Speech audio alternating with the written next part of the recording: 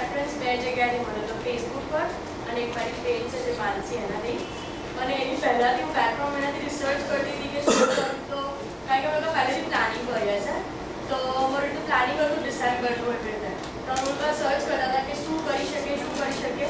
તો મને એક પંચકર્મ માટે રેફરન્સ મળ્યો અને પછી ડૉક્ટરે મને થોડું સમજાવ્યું કે આવું હોય, આ મહિને આ રીતે કરવાનું, આ મહિને આ રીતે કરવાનું. પણ મને ખબર હતી કે હું જાતે તો કંઈ નથી કરવાની અને મારું દરેક કામ એવું છે કે હું ચાલુ તો કરી દઉં, પછી પૂરું થવું હોય ત્યારે થાય. એટલે મને કેવું એક ઓર્ગેનાઇઝેશન સાથે જોડાવું હતું અને પછી મેં કોલ કર્યો અને હું આમની સાથે પર્સનલ મિટિંગ થઈ. હું સેમિનારમાં નહોતી આવી શકી.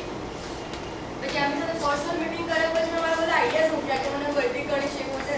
બેઝિકલી મારું આર્ટ બહુ સારું છે જે મેં 10 વર્ષથી છોડી દીધું છે. હવે હું રીસ્ટાર્ટ કરીશ ને બધું મને કરવું છે. તો શી વોઝ લાઈક કે હા તું એક વખત આવી જા.